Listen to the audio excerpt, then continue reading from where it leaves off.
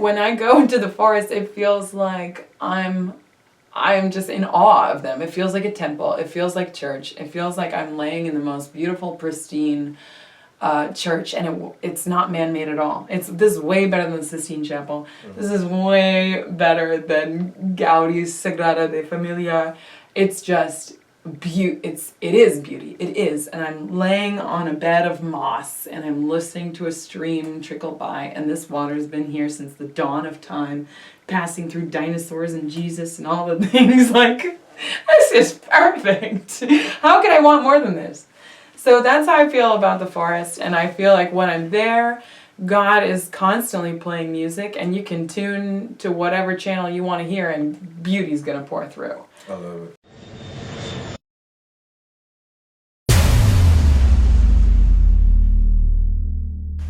What you said is when you go through anxiety. I like a hot drink. Yeah. I think it's because my mom is British, like very British, like 99.999%. And she always had hot tea, like all the time. But that was like English black tea. I've expanded it to mate and mushroom coffee and moringa, whatever. But just having a hot drink in my hand makes me feel like, I don't know, in England it's like, what, you have a cup of tea to, like, before you do anything big or anything important. So like all day long I have a cup of tea, and I might even just like put it down and forget about it, but the fact that I have a cup of tea somewhere is like, I can do this. So it's more so the nostalgia of it and the reference that warm tea or hot tea has for you calms you down. Yeah, I probably. was thinking that it was something that hot tea, the effects of hot tea has as far as your body, opposed to cold tea. When you first said it, that's what I assumed. Yeah, but you're right. The reference to it. Okay. So yeah, we have that. A lot of people have will go through that or experience that or have their own little nostalgia references to bring them back to peace. So I connect with that as far as what that represents. I get it. Okay. Thanks. Thanks. But I would have also assumed or anticipated you being a huge tea drinker or warm drink drinker because you're a singer. So of course it has benefits to your throat, to your vocal cords. That's true as well. There's so many benefits. I mean, do you consume it for those benefits, or is it just more so the nostalgia reference? It's comforting to my whole body. But yes, that is good for your voice as well, so why not? But the hot drink also, like I said, it relaxes your digestive tract too. So like your solar plexus relaxes, and that's where a lot of the like nervous feeling, like getting butterflies in your stomach, can come from. Yeah. Isn't right in your stomach. So if that can relax, then everything relaxes. At least that's in my experience. And I think I do good. Well, I think I do good just by drinking water. Like I drink 99% of just water. I don't drink really anything else, but it's like, that's fine, but yeah, you can be doing other things too. And I know I can consume better liquids to benefit my body. Oh, I don't know if anything beats water. I'm not saying opposed to water, but in addition. Of course, just water. Because right now, pretty much I'm just water. Maybe a Gatorade every now and then. Okay. But yeah, I wanna look around or expand or see what else I can consume that would aid. Moringa would be a top choice, I would say. What's the benefits of that? Moringa is like one of the leaves that has so many amino acids, like proteins in it, and I just hear all these miraculous stories with moringa, like people who went on chemotherapy but didn't lose their hair because they were drinking moringa, and like little, stories like that. When you first said it, I thought you were thinking about the dance, the merengue. If I could drink it, I would. But if you haven't realized, the place to the time is now. This is the lunch table. You got your Savo in a disclosed location. We're in London, guys, right now. We could be. We could be. But no, I am here with the amazing, the talented, oh my God, Miss Brynnevere. Love Brynnevere. We love Brynnevere. So please introduce yourself. Hello. Well, I'm Love Brynnevere. I use love as like if you're signing a letter, like Love Brynnevere. That way I can feel like any of the gifts that I bring to the world, I can sign off and be like, this is for you. Love me.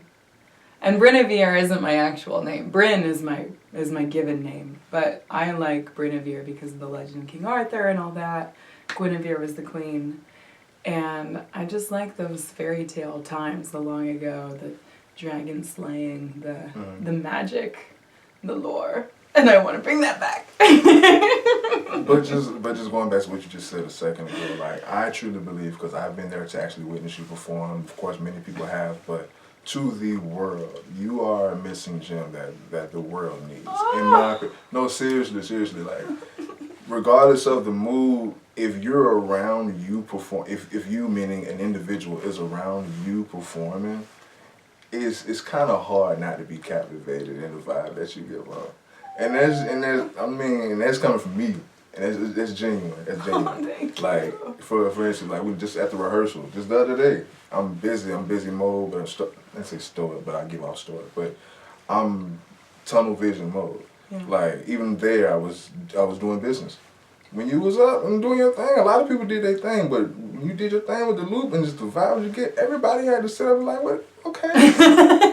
Okay, all right. And then you force people to smile and like be happy. That makes me so happy. Thank you. But for the people that don't want to be happy, you don't listen to it. You're not gonna like this, man. You know what I'm saying? But like, damn you for making people happy. Damn you for making me happy. Hey. You know what I'm saying? Bless.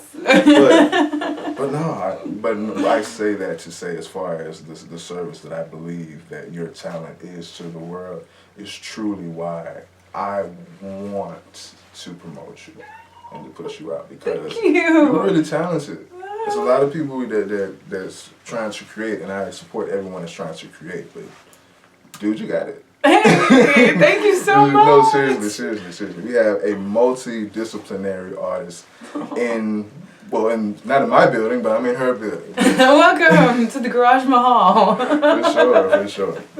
Well, for one, we're gonna start with the foundation of you as a multidisciplinary artist. Can you please explain your disciplines? Okay, well, I like to call it blisscipline. My friend Owen told me that. I was all like, of it is happiness. Okay. Well, if I get too hard with myself, I won't do it. So I have to turn it into a game. So I would say it's looping. That's interesting. Yeah. I feel like I'm the child that never grew up, and I'm just like in this adult body, like masquerading around like an adult, but I'm just here to play. So I play with the loop station. That's where you sing a phrase and it repeats it back to you, and you can add on to it and stack. And I did that because I didn't really play instruments. Like there's people who've been playing, guitar, piano since they were 4 years old. I'm coming into music at 27. I was like, there's no way I could catch up.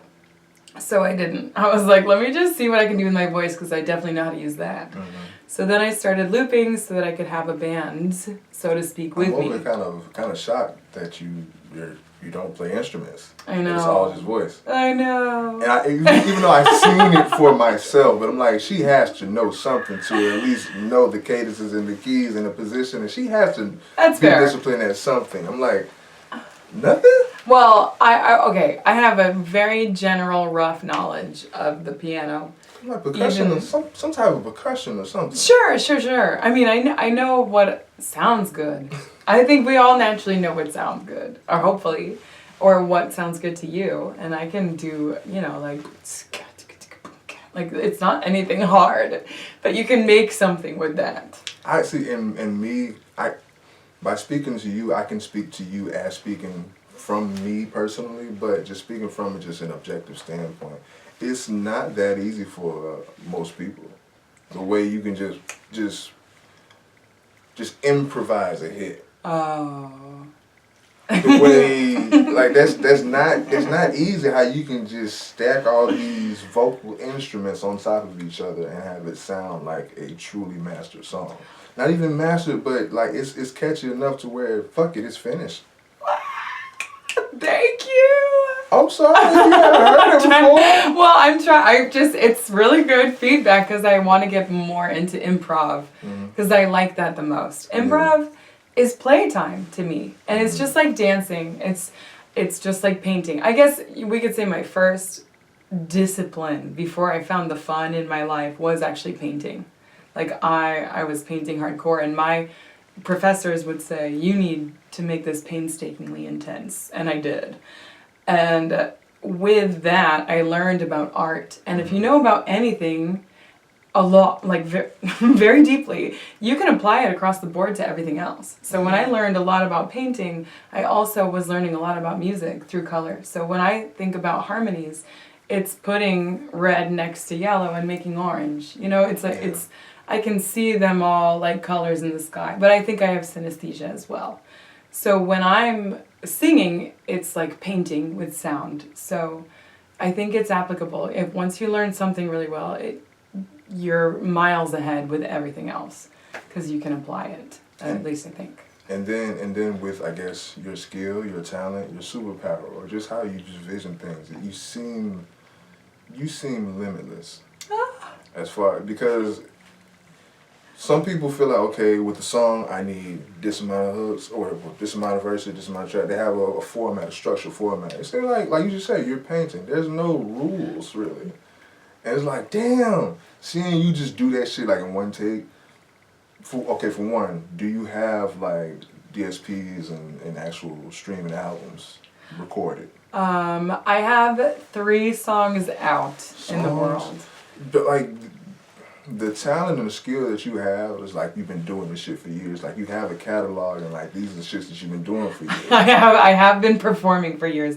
I didn't record my stuff until like last year, and then my dad died, and I kind of missed that window of like, all right, it's all done, I'm gonna do it now. I was like, okay, Dad died, let me just like take a long break. So I'm just now kind of getting back into the process of releasing the songs. Condolences. Thank you. But I would say that I did it backwards. A lot of people record the songs first and then they go out and perform them. But I wanted to perform more than record. So I just started performing, and then I started gigging, and I kept getting those gigs, and that was a lot with covers. And then I would just kind of slide my originals into those gigs as well.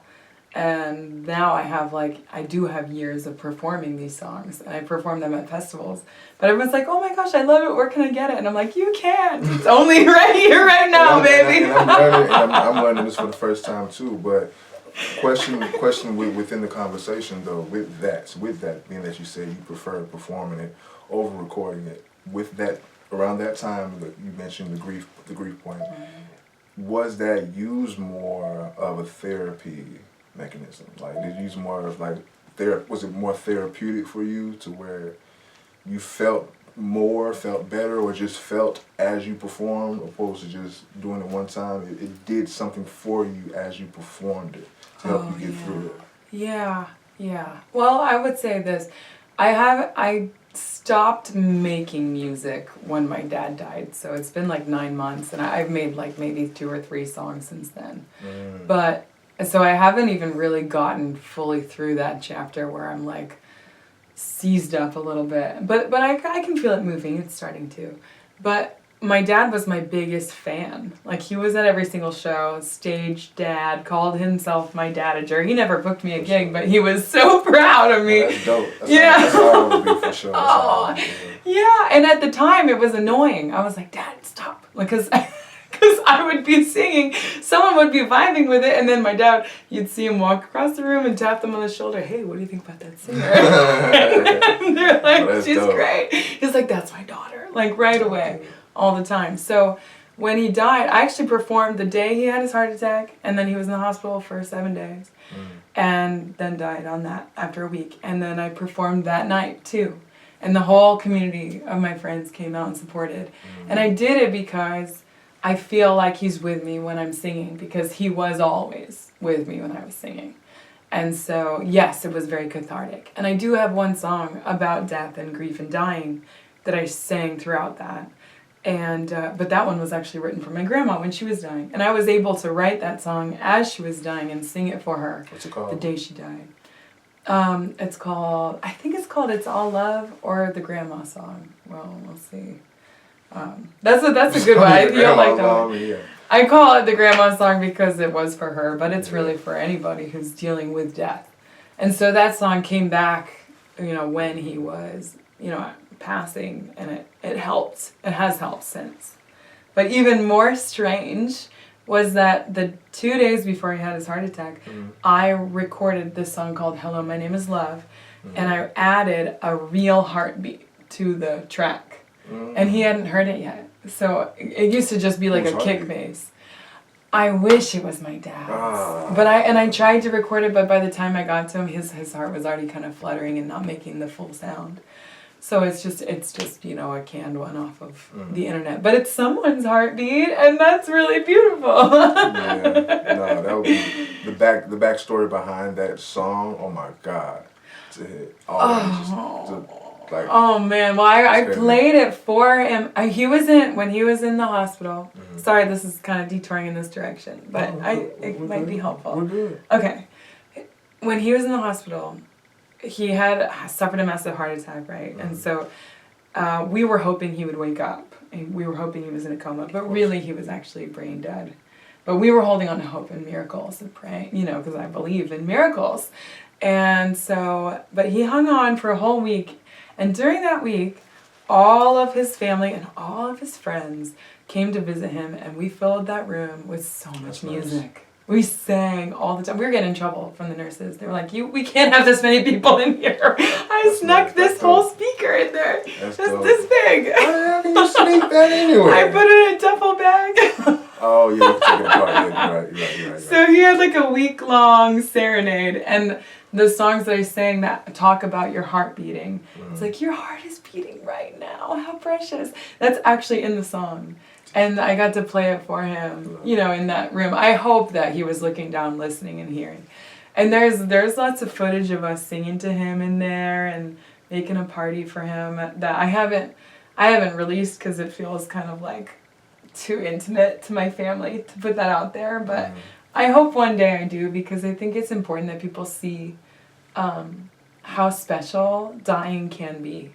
It doesn't, there were people in other rooms of the ICU that were screaming for help, and no one was there to comfort them. Except for the nurses coming in, of course, but that's not technically their job. Some nurses go above and beyond. But in our room, it was like he was rarely ever alone.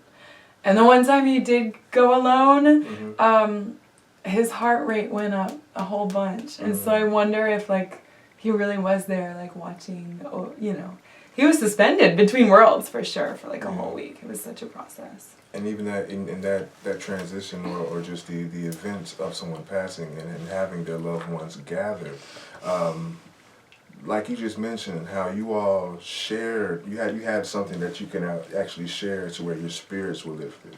Oh, yeah. With that, it's vital, and I have my thoughts on a lot of things, but I think it's very vital that we do have those things that keeps us grounded, that keeps us sane, that keeps us alive.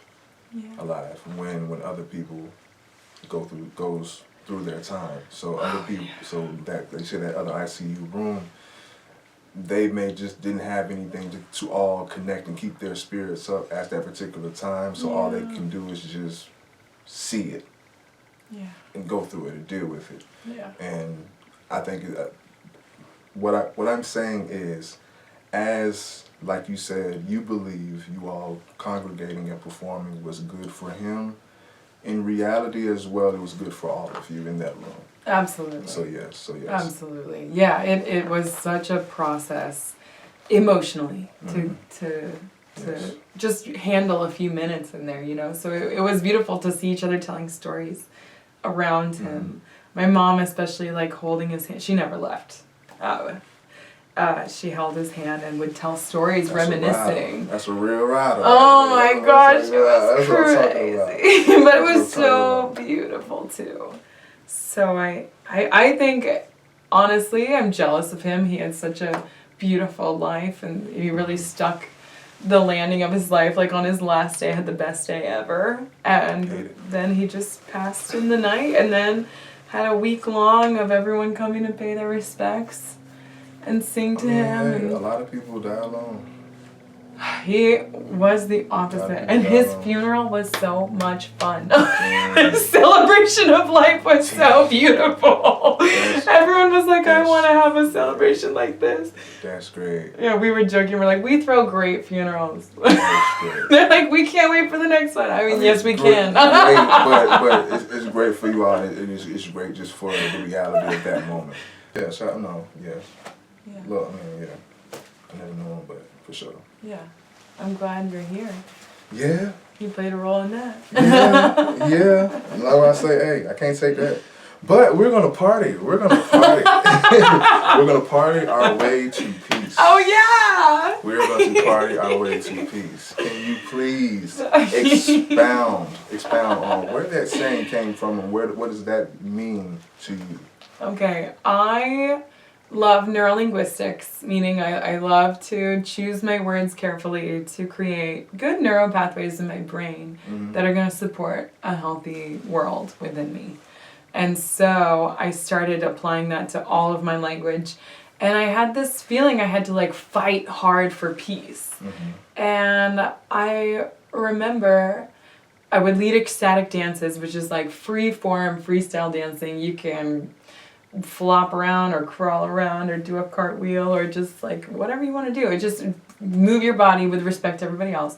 And I would find that these were the most heavenly moments in my living human experience. It was like, look at all my friends dancing around, being silly, being fully free, and we're just having fun together, and it's so wholesome.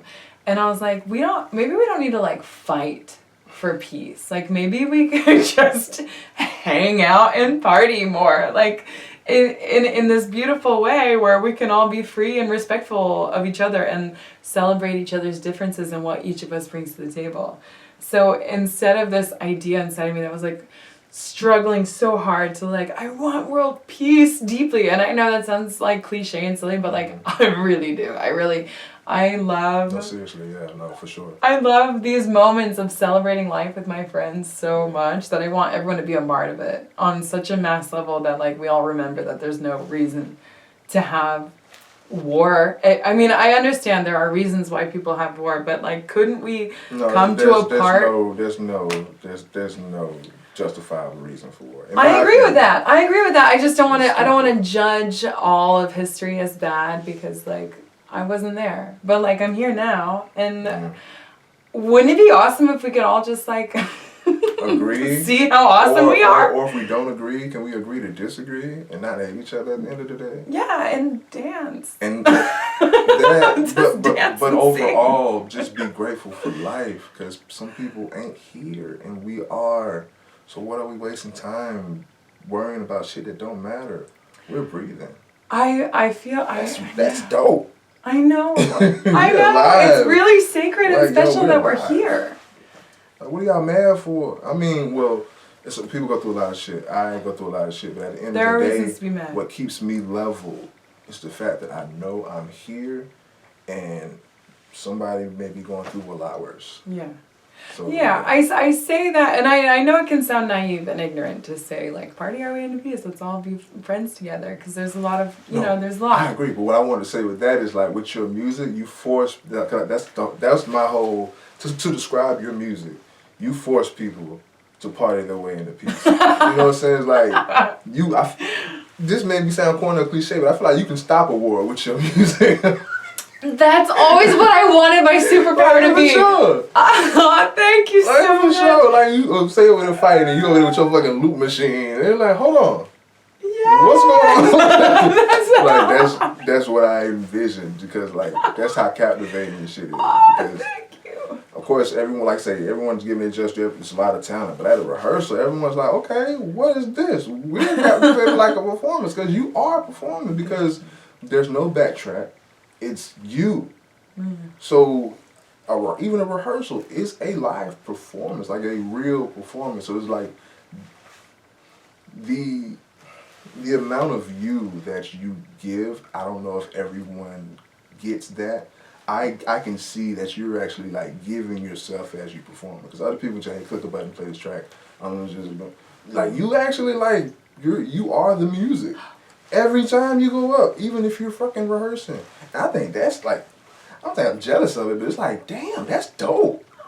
Thank you. I'm sorry, I notice it. I notice, I'm very observant. But it's like, a lot of people are like, oh, it sounds nice. Like, yo, she's doing everything in here. With her mouth. Thank you. What the fuck? It's a DJ in the back just sitting there, but he ain't doing nothing. Yeah, so I want to give you your props for sure. Thank you. I'll say this. It comes from, I also taught yoga for 10 years. Mm-hmm. And I feel that the best part about teaching yoga was not about the poses, because a lot of that's westernized anyway. But what we really want is, or I should speak for myself, what I really wanted at the end of the classes was for people to have a moment of peace, a moment of like thoughtlessness where they could just like wake up and be like, oh, I think I just felt what love and life and peace feels like. And if you just get a jolt of that, even for a second, that'll reset your nervous system. Be like, wow, I didn't even know that was possible to feel that calm and relaxed and good in this world. And when you have many people feeling that way together at the same time, it's palpable. And you can feel it in the room. I need so many people in the hood to be able to just experience that for 2 seconds. So it's like, ah! It's like, damn, it's like, damn, it's the whole race of people that's like, we have no clue of nothing. Just taking a second, just being at peace. A lot of people have their own vices of peace, so let me not say that. But like that is what more people need, for sure. I desire that. And so my whole vision is that, like, yeah, I use the looper. I'm a good singer, but I'm not the best singer there's ever been. I'm good at musicality, but I'm not the best there's ever been. I scrapped all the instrument questions out. Okay, but the point of what I'm doing is actually that I want people to have a moment of connection with life and presence. Presence, really, because that's the truth is there, right here, right now. That can save so many lives. Yes, but my own included. So when you have this moment together, I want there to be this moment. I would love for this to be at Red Rocks Amphitheater. That's my like goal venue. But like for everyone to feel like, and it goes clear, and the whole earth is like, and the earth is like, sure. My people are awake again. Yeah. So that's my fantasy goal, my like above and beyond dream. We're too divided, and then like every day there's a new rule or like a new metric that makes us even more divided. Or something. Yeah. Well, that'll keep on going until we start to knit back together. But I think the power of love is stronger than whatever powers everyone else is wielding. But we can become so disconnected from our love for life and our love for nature and our love for each other because of all these divisive narratives that are going on. But it only takes a second. Sorry. No. I'm sorry. I agree. The world needs love. But fuck, when did fear overtake that? Because I think that's like winning right now. Not even hate. It's fear. And people are fearful to change because they don't trust what will happen if they do. In my opinion, I think a lot of people are fearful of what they don't know, so they choose to despise it or to stay away from it because, hey, those people steal, or hey, those people scam, or hey, those people will, or hey, these people, I don't trust them. Like, it's all what people heard or what they're fearful to find out. In my opinion, I believe it's too much fear that's in the world to where, for one, you gotta know that I'm a dope human being. But when you first see me, you may be kind of skeptical and maybe a little discouraged to approach. Cause damn it, that's a being that I'm not used to. But if you converse with me and actually open up and are not scared to connect with another human being or something that you're not fully used to, then how would the love even start? I love what you said. As you were speaking on it, some things clicked into place that may or may not be true, what I'm going to say, because it feels like they're coming through. We're here. When you said that that there's so much fear and so there can't be love, I'm thinking about the chakra system always. But because we're so heady nowadays, like we're so in our screens and in our minds and our thoughts, that we might be totally neglecting the root chakra. Mm-hmm. And the root chakra, your grounded, your feet, your legs, that represents your stability, your groundedness, your survival instinct, and your ability to, this is your fight or flight zone, mm-hmm. where you can either run or fight with these legs. So it's like, if we're so up here, we can't even get down here to feel safe, then we might just be cut off from our rooted, grounded, centered selves. You hit it on the head. People are disconnected. People are disconnected because we're being, not we, because I'm the observer, but people are actually being controlled and fear-mongered. So I heard this about these type of people. I heard this because they don't know. So they're being controlled with what they see, with what they hear. What's the news? Yeah. The information, how I should be informed. This should be what's informing me. But they're being misinformed. So they're disconnected. So you hit it on the head. I think, I just went to this talk at the Civic Center. I can't even remember who came, but he's a famous person, famous doctor of psychology. Sorry. I don't remember. Anyway, he was talking about narcissism and those sorts of classes of personality disorders in the world. It only takes a very small percentage of them to upset the whole society. Like somewhere around 3% is a manageable amount. And he was reminding us that there will always be a small percentage of people that have that sort of mindset. And I don't know, I have no idea what it's like to be that way. I don't know. But it usually happens when people are not socialized well as children, and it continues through life. Yeah. So apparently it only takes that swinging of the pendulum to go up to 5%, to where the 95% is like, I don't know who could be one of these people now. Like who? It's worse. It's going to be worse for the future because of COVID, and for those COVID babies and those children that were in middle school or in school. Not socialized. Oh, man. It's a 4 or 5 year gap of children's development. So those kids, those are years, like, kids are fucked up today. And, like, I speak with teachers, and I ask, like, have you noticed a difference between before then? And they're like, hell yeah, it's a difference. Like, yo.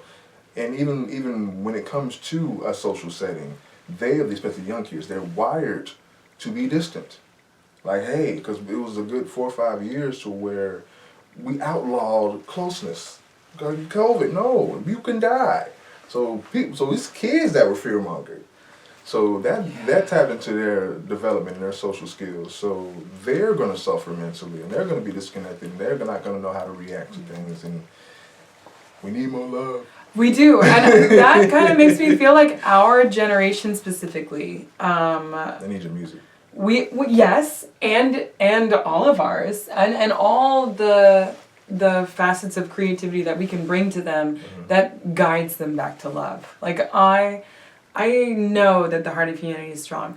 97% of people have genuinely good behavior and sweetness in their hearts. Like there's only 3 to 5% that we have these like class B personality disorders. Like it's most of us have goodness in our hearts. You think so? I do, yeah. As far as personality disorders go, that's the statistics. I would love to believe so. Well, I believe, can make it so. And people have to see by example, because most people will become afraid and cut off from love when they're in that fear state, and then they're in survival mode because they don't feel safe in their bodies. And then we start getting anxiety and all kinds of crazy things going on in the world. And we think that it's happening more and more because we get more and more scared, and we're searching for more things to go wrong. So if we went the opposite direction, since I feel like our generation, or at least I was born in 92, so like I remember life before we had Instagram showing me what I was supposed to look like and what I'm supposed to, how many followers I'm supposed to, whatever. I remember like going outside and playing. And so we hold that really special frequency that is before the internet took over the minds of the youth, and we can say, hey, like, look how fun you can be without that. Nostalgia is really a thing. Like, the nostalgia. The reason I say that because nostalgia. I don't think nostalgia is going to be a thing or even be considered a thing as we value it now because of how so much of the consumer minds, how so much things are being released, music, the TV shows, the movies, just the trends, everything changes so quick. The news, like mass shootings aren't even global news anymore. It's regular news because it happens so much. So shit happens so much to where something can be old just 2 months ago. So it's like, oh, you remember that? You remember that was just a few weeks ago. That's not old, but we have things to reference because we have time and space to where we can actually enjoy. I'm not saying as far as bad things, but we have time to actually harp on things for a minute and they actually have some life. Now it's gonna happen. 15 minutes later, something else will happen. So something as a mass shooting isn't even news because so much shit has happened. Yeah, I heard this phrase from a teenager. I got to mentor a few teens, which has been one of my greatest joys in life. Mm-hmm. But one of them, I don't remember if it was they who said it or they got it from some show or something, but someone's repeated, we get traumatized for breakfast. And that really struck a chord because they're looking at their phones first thing in the morning. War over here, or kidnapping over here, shooting over here, like, and that's just them before they're having their cereal or whatever. That's too much. It's too much. We're learning. We're holding too much stress in our lives, and it can sound. They shouldn't be exposed to that much that young. I would hope not, but then, I mean, oh gosh, then there's the kids growing up in World War II that were getting exposed to I don't know what the human being, can take, but I do know that we're resilient. And I do feel that these kids growing up just need to feel the spark of like pure life force energy, pure joy, pure like wholesome. It's a feeling. It's a feeling that I can't even put into words, but I'll try my best to put it into music so that you can just like download this sensation of like feeling good about being alive in this world. Mm-hmm. And there is actually so much to feel good about if you look yes around. Feeling. Yes. It's definitely the no feeling. Yeah, a lot of people just walk around with the no feeling. Yes, the yes feeling. It's soft. It's receptive. It's accepting the goodness around you. I mean, there's just you just go outside and look at a tree and it's beautiful. This is, I guess everyone's thought of this before, but it's so simple and yet it's so profound to just appreciate what's around you. Appreciate the clean air, the lighting that we have, the water that we have. Even though there might be fluoride in it, it's drinkable. Like we have it so well, and I know I'm living a very privileged experience, and a lot of us are. A lot of us get to have access to food and water and shelter. Grocery stores. Yeah. I spent 2 months in the Amazon jungle and I was like in a cush setup, okay? But like when we got to a grocery store, hell? I know, that's a whole thing. That's a whole But when you go to a grocery store, you're like, everything we could think of is here. And it was so you feel like shocking. the world needs that reset. Just come back down to reality. Oh my gosh, yeah. If you try to make a cup of coffee in the jungle, first of all, you have to have water. I hope you have that. Secondly, I hope you collected wood to make a fire before it rained, because if it rained, you have to wait for that to dry for a long time. Thirdly, I hope you have an axe to chop the wood or something. And then maybe, for me, I needed a lighter. I mean, some people are out here doing fire without a lighter, and I could not. So luckily I had a lighter. I had a pot, a silver pot. or middle, you know, and then How long was this? I was there for 2 months, but luckily it didn't take me that long to make the cup of coffee, but it did take me like 2 hours. Is it in the Amazon forest? Yeah, in the Amazon jungle, 2 hours north of Jungle. Manaus. I was staying with a family there, so I had access to running water. But like the whole feeling was, it took me 2 hours to make this freaking cup of coffee. I didn't even let it boil long enough for the coffee to like really take to the water, so it was really just like warm coffee dust water. But because I made it myself, kind of, I didn't make the coffee either. Like the Behold! beans. Yeah, I was. It was like, I did it! But it's like, damn, 2 hours? At one point, does one not say, you know what? Maybe I don't need coffee right now. Well, when you're stuck in the jungle for 2 months, you start thinking of stuff to do. Oh, yeah, you stuff to do.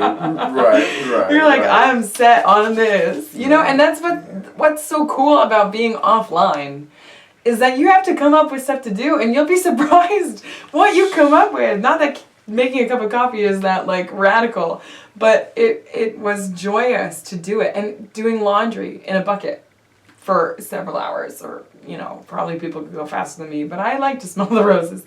So it is fulfilling. Mm. When you come here and you press the button on the Keurig and the coffee comes out before you even pressed it, you're ready. It's like, I could just throw this away. There was no love in this. And then there's the plastic piece, and that goes in the landfill, and you're just like, it took all the love and the joy out of it. And I'm not saying I haven't used a Keurig since, like, there's some comforts in my life I have not put down yet. But remembering the joy of making something yourself, or doing something by hand, or taking your time with something that might seem annoying or tedious. Frustrated as hell. Yes, but it builds your character, and it makes you appreciate when you come back to this world and you're like, oh my God, a hot shower? Wow, this is heavenly. And I think that's what I mean when I'm saying this. Like, it only takes like a snapshot of a reset for your nervous system to like have a whole new paradigm shift. And I think that, I think these are lyrics in one of my songs. World peace is in the instant that you choose, that everyone is on your team and no one has to lose. And I really think it's in an instant. It's like, it's when you make the choice. It's not when the government says, okay, now everyone's going to be peaceful. It's like, no, you make that choice from within, from your own powerful self that is a creator in your own world. Mm-hmm. Like, you're the governor of your life, of your body. You decide what comes into your space. And, you know, for the most part, you know, there's you know, I pray that for all people that we all have the freedom to make the choices that we want to with our bodies. And when you have that, like, you reclaim that power and that sovereignty, and you tell the world around you, like, I am peaceful. And so it is. No one can stop me from being peaceful. No one. I can dig it. And if you haven't even noticed, I don't know if you have, but I haven't even gone on into the question format. Oh, I'm sorry. No, this is great. No, because as we're going, it's a genuine conversation. I'm even finding more things to speak on and to digress to as you speak. We just talked about you in the fucking jungle. You know what I'm saying? But no.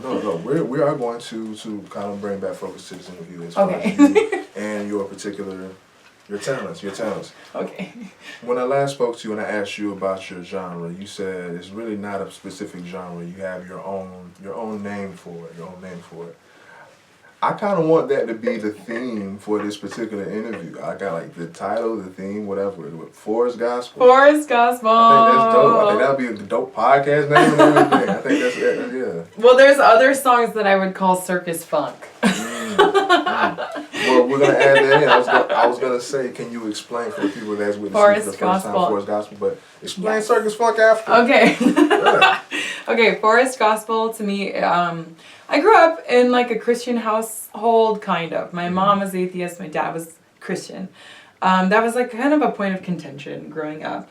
But I went in the Christian route because I could feel a connection to God sometimes when we were singing the music, but I didn't resonate with Same. I get my ministry through music for real. Yes! For sure. So I didn't resonate with the like hellfire and brimstone side of things. Yeah. And I remember thinking as a kid, like, why would God put all the answers in the Bible if not everyone can read? And I was like, well, he probably put them in nature as well. Yeah. And when I look around in nature, I'm like, that's God. That's God in action. It's the man-made books. Yes. Yeah. God made this tree. The tree is like perfect. And I see there's beautiful fractals in nature, and to me nature is the proof of God. And so I love being in the forest, especially. I feel like trees are these beautiful beings, like they're sentient beings. Mostly because one time I was on a mushroom trip and I was journaling. There was a lovely tree overhead, and I remember the moment where I jolted. I was like, because I realized I felt like the tree was watching me. And he was like this, like looking at me, and I was like, are you? You didn't know the tree was there before you even sat down. No, the tree, at that point in my life, the tree was just like an inanimate object. Yeah. And then as the mushrooms hit, they were like, there's a guy watching you. And I was like, but wow. It was a tree the whole time. It's the tree, yeah. But the presence, you felt yes. it. Okay. And I got so freaked out, I said to my friend, like, I think the trees are watching us. And she was like, yeah. But why would they be doing anything but smiling? And I was like, ooh, yeah, if these beings, I mean, they are beings, that can't be really argued. It is being here now. I'm talking about this one right out here. Mm-hmm. And it's breathing, and it's changing molecules into oxygen, and it is in pure, perfect meditation, worshiping sunlight and water. Mm-hmm. And by doing that, it's just like just a beautiful breath of life for 20, 30, 40, 50, 60, 200. I think the oldest tree is like 5,000 years old or something. It's just been there meditating.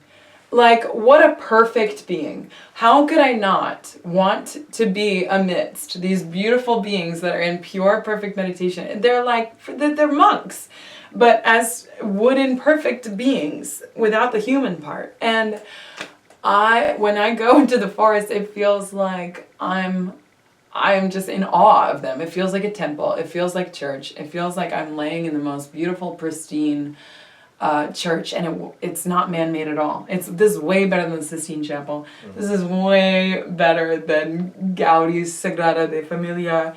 It's just it is beauty. It is. And I'm laying on a bed of moss, and I'm listening to a stream trickle by, and this water's been here since the dawn of time, passing through dinosaurs and Jesus and all the things. Like, this is perfect. How could I want more than this?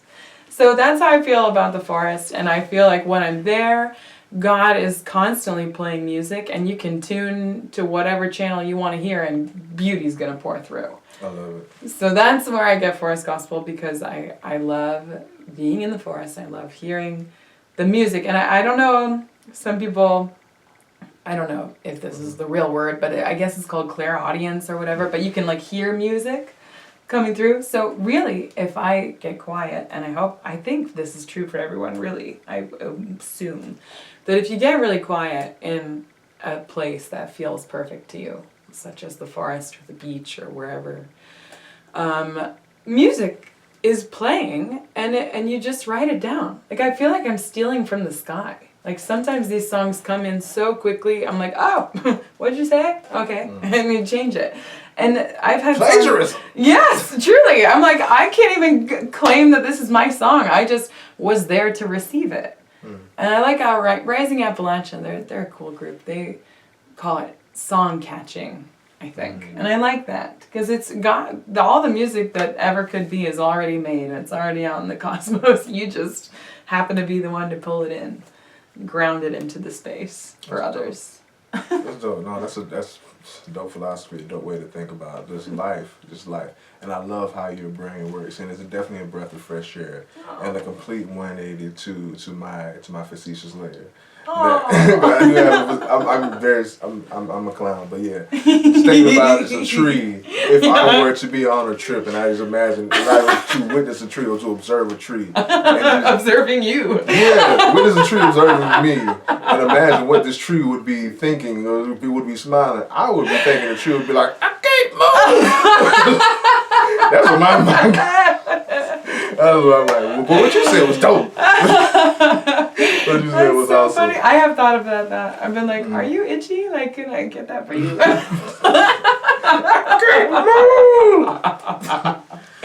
But some of them seem to have like unruly behavior. Like if you walk through the forest, some of them don't look as benevolent as others. And did you know that they communicate to each other via the mycelium network, which is like the internet of the forest? Mm-hmm. So these trees can communicate if they're getting eaten by a spruce beetle, a pheromone through the soil that then is signaled across the forest floor to all the other trees to start producing a pheromone that repels spruce beetles. So they literally are communicating. So they be sending DMs to each other? Absolutely. Like, absolutely they are. It's crazy. There's a book called The Secret Life of Plants where plants can bond with a person and have a memory of that person.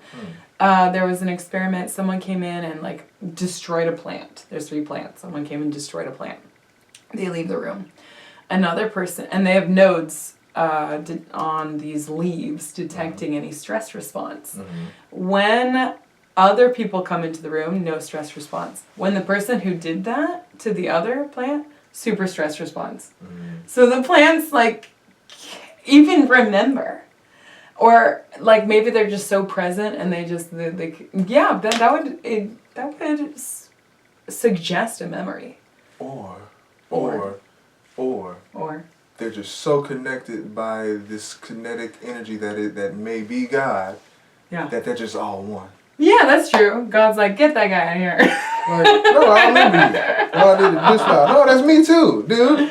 Yeah, we're all just energy. We're all Yeah. Well, I feel that they have a very receptive energy, and anyway, I know people are gonna make fun of me about how much I love plants, and that is okay. I love plants so much. More and more people that love plants are being exposed now, so the population is growing. Okay, good. Well, I hope so. But I guess what I'm trying to say is that I'm aware that some of the things that I say seem kind of outlandish. But I think it's important that people get exposed to it. Hippie's good. Okay. Hey, hippie is good. What do you like? But like I said, excluding the facetious side, being serious, you mentioned that you said you had a split household as far when it comes to religion. Oh yeah. You yourself today, you said you find connection in the forest. Would you equate that to more spirituality? Yeah. Would you like to dive into spirituality for a moment? Sure. I love spirituality. I don't know what anything would be without spirituality. I think that this is a spiritual experience and we're experiencing it in a physical form. I don't think I could even separate life from spirituality. Like, I don't know what it would be like to not be spiritual. I feel like the magic of life that I always knew was present when I was a little kid is so beautiful that why would I ever want to live my life without it? I love to feel that there's energy interacting all the time, and when I pause to take a second with the tree acknowledges me too. And so in that regard, when I walk through the neighborhood, I have friends like on every street that are there, and we say hey. Like, that makes my life so much more fun. I mean, hey, you like it, I love it. You like it, I love it. I can dig. No, but it's not just about that. The character. It's such a great way to look at life, though. Like, just look at, cause it's not by, I guess you could say it's by choice, but you really like live and think this way. And that is fucking. I won't say it's a luxury, but it's like almost like, damn, lucky you, because it's like you're able to just be in bliss and to escape from the bullshit. From the bullshit. And so many people, like I say earlier, we have different vices to where we can have that moment, like that temporary escape to just be at bliss with ourselves. A lot of people can't be by themselves, so that's why they need other people. Yeah.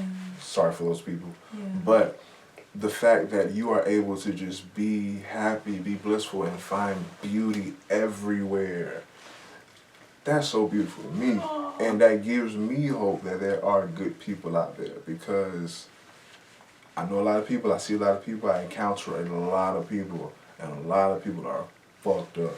Yeah. The world fucked up. So, Yeah. but like say the world, like say initially, I feel like you, I won't say your music, but just you, your light, your energy, and your music and your talents is what you can serve to the world. And service to the world can save so much. Or at least just, you can change a lot of minds. You can change a lot of minds, you can change a lot of hearts, you can change a lot of spirits, you can change a lot of moods. And I think that is very lucky to have that ability. And to be able to do it as easily, as freely. I don't know if it is easy or if it's just hard, disciplined, structured work. But you make the shit look so easy and just flowing. And it's like I said, you are the music. So it's like, it's not no machine playing or like, oh, what they about to play. Like, no. This woman is about to pour into this building. And she's going to reach everyone in this building by her in this loop machine. And the liveness of it, like I say, everything that you hear is you. From the beat, you layer your vocals and you beatbox and you do these different instruments with your voice, and we witness you build the beat, and as you perform it, and the precision, like we don't know, like that's the thing about it. Fucking up, I gotta give you a flower. That's the thing about it, for it to be performed live and not having like no backtrack or not having anything in the back, we don't know like. And for the fact that you don't have anything we can go back and stream, whether you know, oh, you skipped a note or you made a mistake or you messed up, it's perfect to us because it's what you're giving us, and it's like, this is what it's packaged as. Like, oh no, this ain't what I heard. No. This is, each time you perform, it's exclusive. And I don't lie to you, but like, I'm legit a fan. I'm a fan. I'm a fan of you in general. I'm a fan of you in general because like you are legitimately a nice person. Aww.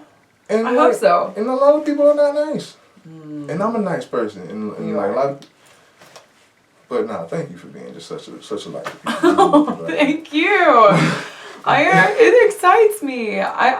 Life, the cool part about believing in the magic of this life is that when you do, magical things start happening.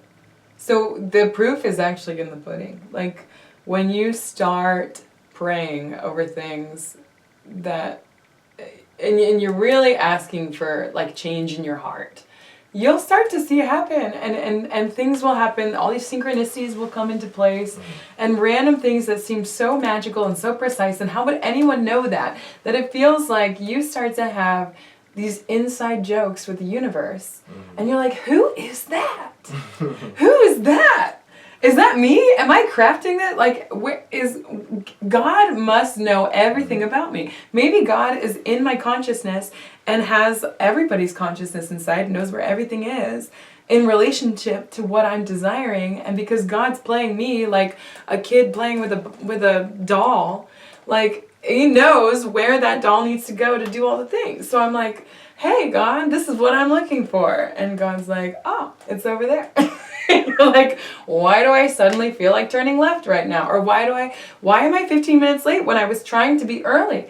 Oh, it's because you had to meet this person along the way. Or this random cat was in your dad's car and now it saved your life. And like, I believe in divine intervention for sure. I believe in divine intervention. So yeah, I definitely believe it can happen. It's magic. We all witness things. We've all witnessed things that we have no reaction, but that had to be God. Yeah, it's so fun. It makes it fun. Spirituality makes life way more fun. I would say that to someone who is like, I'm not into that. It's like, well, Do you want to have a better time? No, for sure, because religion is very confining. It can be really dogmatic and filled with guilt and shame, and I used to feel a lot of guilt and shame. Then when I left my specific church, I'm not saying I'm against church, because I do love church. Sure. It just depends upon how it's resonating and what they're talking about and such. I respect all. Yeah, I do. I respect them all. But I don't value one over the other. Yeah, I think there's something to be learned in them all. Mm-hmm.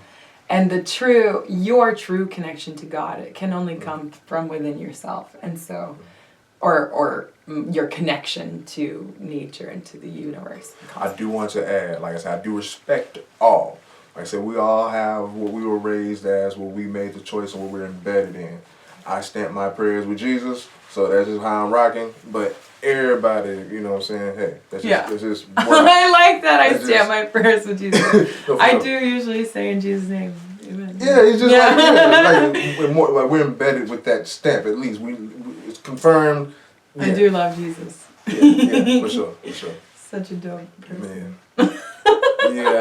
My religion or spirituality, I guess you can say, is spirituality, but it's much more personal than the middleman or instructions from a book, from a man-made book. Even though I value everyone, I do. And your get down is your get down. How you connect with the upper or the inner, that is respectful to you and that individual. Yeah. But at least I know that there are multiple ways to reach it. I like that. I like that a lot. Yeah.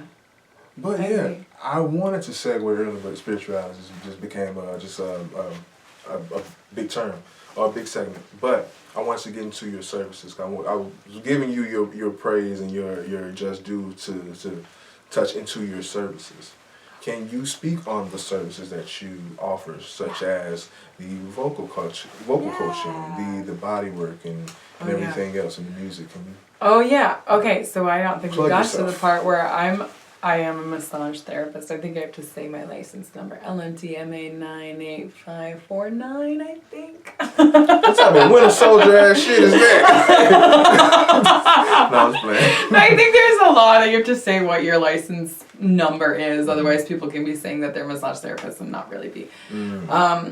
It's like to protect human trafficking or something. Or protect people from that. Anyway. I am a massage therapist. Yeah, actually, massage therapy has like the biggest amount of human trafficking.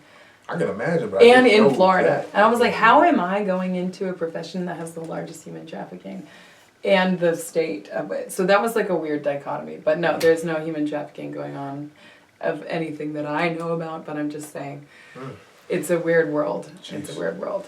So a lot of love and light to be shared and helped. So yes, I'm a massage therapist and I work on pain relief. But that is like something that I love to do, and it's just a joy. I don't usuly tell people that when I'm like singing, because I don't want people to come to me for body work for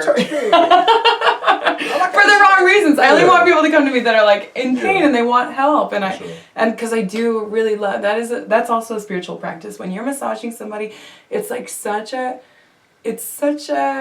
honor to get to help work with someone's body to come into alignment. You're a healer. That's what I want. That's the word. Your music is very healing.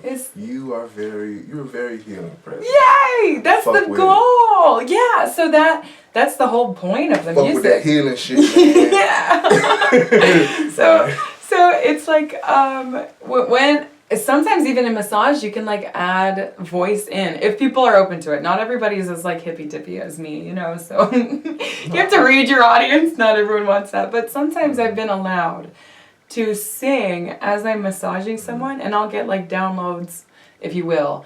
I know that sounds crazy. I can't believe I'm saying this on the camera. But of your voice can affect the... You can do a lot. Not dead ass. I get it. Yeah. I get it. Yeah, and people will have emotional releases and let go of old patterns that are hurting their body. Like people can have a pain in their neck because they actually have a metaphorical pain in the neck in their life.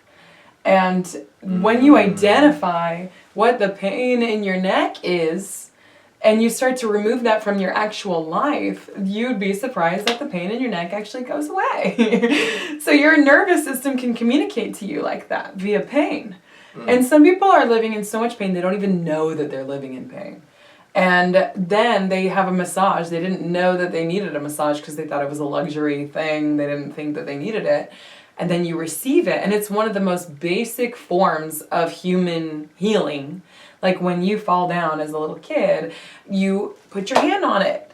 That's like that's a basic human repair. Like you put your healing hands on it and you have an electromagnetic frequency that's pulsing through you. That is a healing frequency. You have electricity running through here. We have things called TENS units and other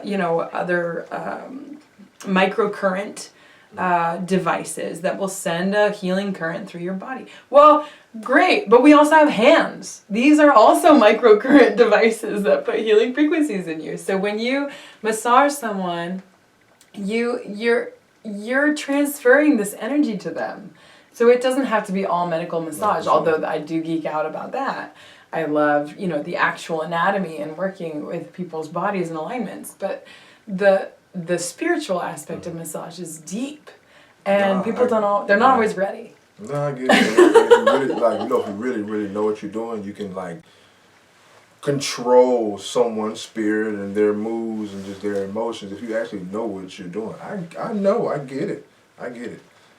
I would hope not to control them, but to more so just like not to control. Them. Not saying, but not to control. But if you know what you're doing, yeah, I want to facilitate their healing because that's the thing about this word healer. It is kind of an interesting word to me because sometimes people then think that I have some healing power. But that's not the truth. The truth is that you have the ability to heal your body. And basically only you.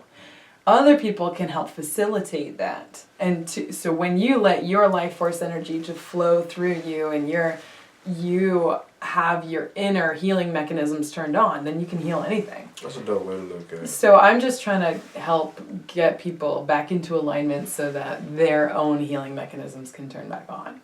So it's really just about empowering people to heal themselves. That'll be the best way to do anything. And so when we use music, now you can reach infinite amount of people. You can reach everyone truly with music because it just has to hit their ears. They don't even have to be listening. It's one of the only mediums that's passive. Like art, you have to look at it.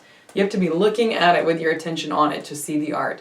But with music, you could be shopping and music is coming in the subconscious. You could be scrolling through Instagram and it's coming in the subconscious. Yeah. Like, damn, when I'm shopping, I just find myself singing. Like, what are you singing for? So it is, that's programming right there. So if we're going to have this programming, literally programming, then might as well use good neurolinguistic programming to get into your subconscious mind and make a world that's better from within. So with massage, I can work on one person at a time. With music, we could hit millions. I guess we are more than that now, billions. Well, let's transition over to your music and your vocal coaching. Oh, yeah. Okay. All right, great. Yes, attention span as well is probably something I need to work on. I got you. That was just enough. I got you. Okay. I don't want to cut you off. Vocal coaching. So I'm not classically trained. I took about 1 year of vocal lessons, and I learned a lot in that time. And then I listened to Cheryl Porter. I was introduced to Cheryl Porter on YouTube. She is the most fabulous vocal coach. I needn't look no further, really. I'm sure there's other great ones, but Cheryl Porter's got it. And she has so many online courses. So I was listening to her YouTube videos and I started learning from her. I've been performing for 5 or 6 or maybe 7 years now. Wow. And I need to do sets 3 or 4 hours. So I started to learn how to do this and people started asking me, can you teach me how to sing? And I was like, I don't feel qualified for that. But I can, actually. I've demonstrated that I can sing all day long and not hurt myself, for the most part. There was one time I think I did 9 hours in a day and I was a little raspy the next day. But I did make it all the way through to the final song. So I was like, you know what? Rather than teach people I'm how to like sing perfectly. What I really want to do is empower you to learn how to discover your own voice. So I kind of take people through like, it's almost like yoga for the voice, if you will. Like it's embodiment. It's feeling your neck. It's feeling your face, letting it vibrate from the upper teeth and above, letting it vibrate in your sinuses. And I coach people through the confidence that it takes to get to the sound you want to make. Because it's kind of like I don't cut you off. It's kind of like a good stylist. Like I'm teaching you, but not to sing like me, but to sing the best you. So like I'm like the stylist. I'm not gonna have you dress like me, but I'm gonna see what fits you, and we're gonna try to expound and try to emphasize and try to yes, that's the goal. Yeah. And I love I love that everyone has their own unique vocal print, like a fingerprint, but of sound. Sound is creation. In the beginning was the Word, and the Word was with God. Was God. And then in Eastern philosophy, we have Om, the sound of creation. It's sound. It's vibration. Was the first beginning. Was this or the Big Bang? Like a lot of different lore has the same thing. This vibrational sound first. So when you make a sound, and you're imbuing it with your body geometry and your family history, like the way you speak, the way you hold your mouth, the sound coming out of you is totally unique. So if I say hello, or if I say hello, those are two different, like you get so much information from those two sounds. Then if I said hello and you said hello, and no one could see, they have totally different ideas of what we sound like and look like. So people are taking all this information from your sound print. So you can put so much information into just a sound. And it goes beyond words. So when you combine beautiful words with beautiful sounds, like you're hitting goosebumps on people's arms kind of thing. Like you can hit the truth bumps there. So I just feel, and I'll take that back, it doesn't even have to be beautiful, it's just the sound that you make is special, because if someone you loved heard your voice, they would be able to tell your voice from thousands of others, because they love you, and you have that's my friend's voice, that's my son's voice, that's my mother's voice, you know that. And when they say something in their voice, it means something totally different. If my mom told me, you need to go change, means something different than if a stranger said you need to go change. My mom's gonna hit harder. So whatever you have to say in this world, whether you're singing or rapping or talking or freestyling or whatever, you saying it is one of the biggest powers you have as a human being. Well, let's go ahead and get to it. Believe it or not, I think got a list of questions. We really got a whole interview to go. This is just okay, sorry. I'm gonna try to speed past, but we're still gonna talk. Okay. Don't feel like you need to just rush past it. But I am going to maneuver through these questions. But okay, I got it. Can you explain the dragon logo? Yes. So do you want me to show it to them? Sure. I hail from Wales. My granddad was called the Welsh Wizard. He was a professional and amateur wrestler, which means that like he did both. He was a real wrestler, and then he did the antics. I fucks with wrestling. Yes. So this is the Welsh dragon here. You can kind of see it. Sorry, I have a flag out there. I should probably just bring the flag. Very good. But this is the Welsh dragon as interpreted on a shield for Brynnevere.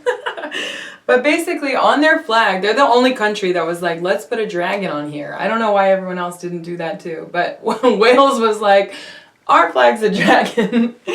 And the idea of Wales, or one of the fight songs that my granddad used to sing, was called Saucepan Fach, and it means basically a little saucepan boils just as hot as a big saucepan. Same thing as saying it's not the size of the fight, or the dog in the fight, it's the size of the fight in the dog. And that's kind of like where I got this from, that you don't have to be big and mighty to make a big change, or to be just as potent and powerful.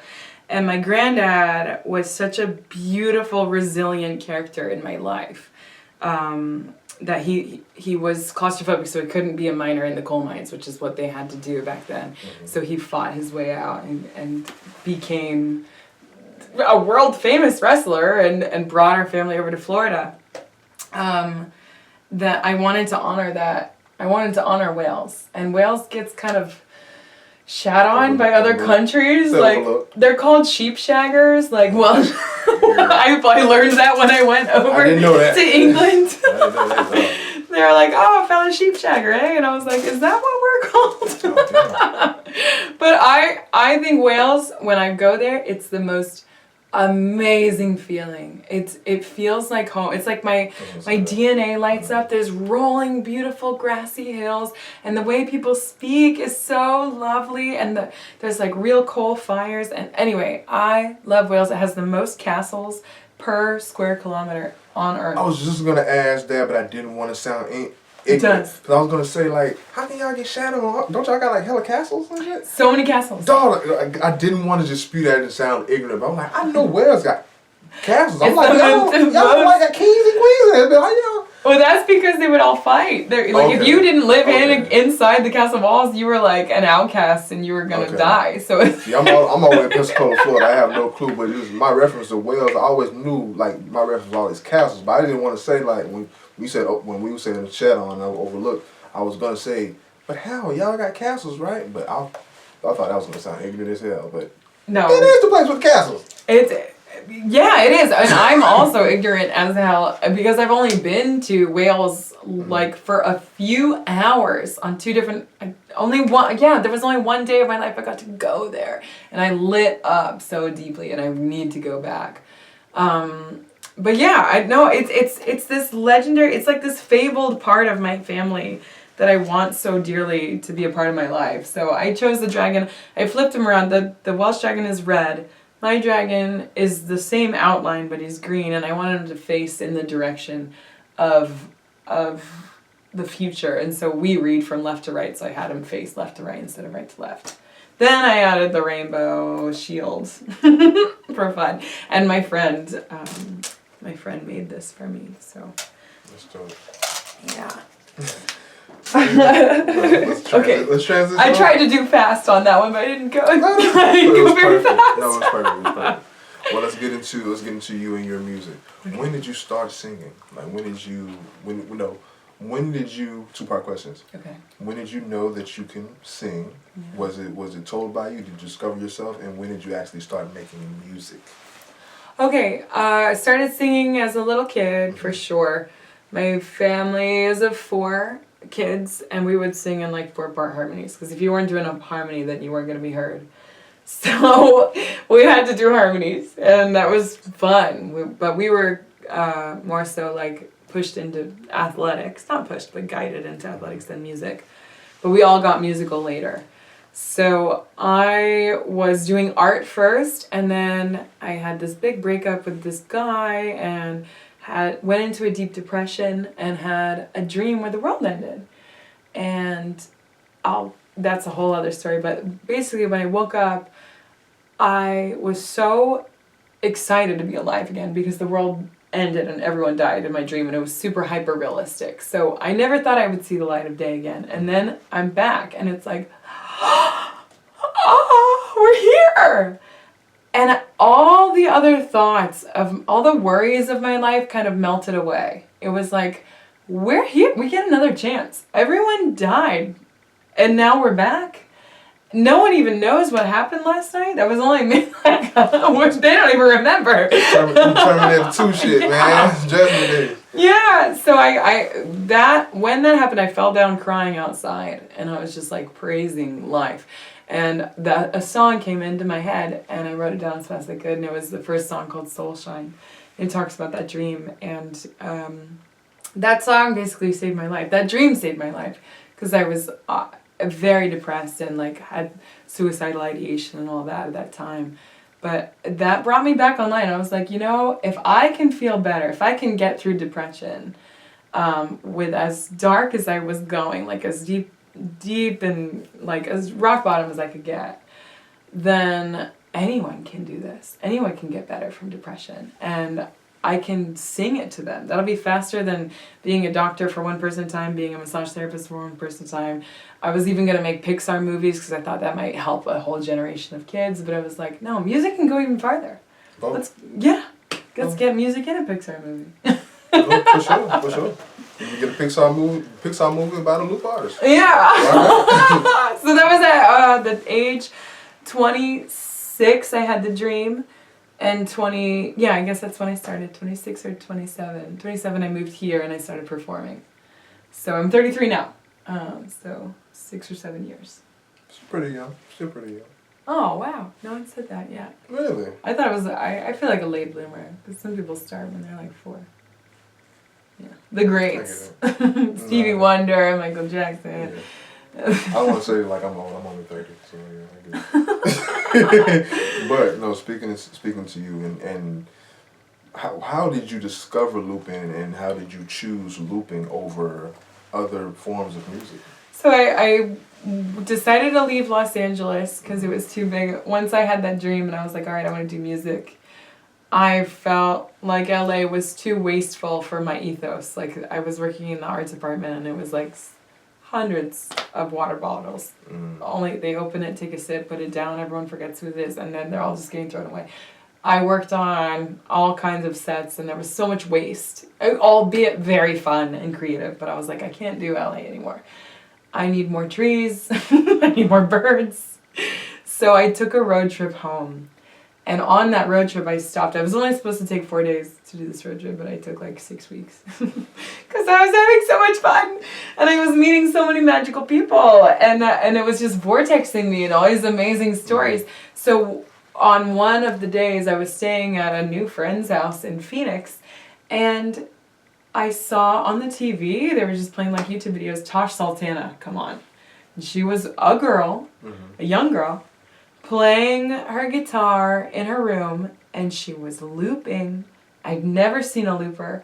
And she started making the most beautiful music I'd ever heard come out of one girl in her room alone. And you even see her mom like open the door and peek in and like close the door, and I was like, oh, that could so be me. I'm about to go live at my parents' house. Like, who is this? And so I looked up Tosh Sultana, and she is one of the most amazing artists, I think, alive right now. I love her.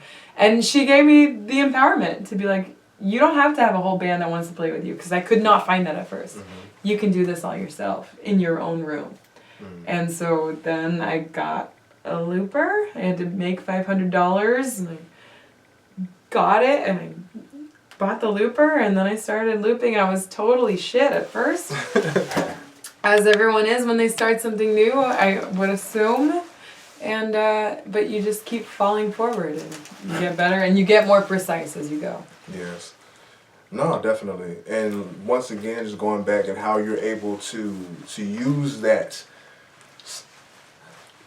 I want to say flawlessly, but being that every time is exclusive, we don't know if there is a flaw or not, because it's perfect, because it's you at that particular moment. So it seems meant.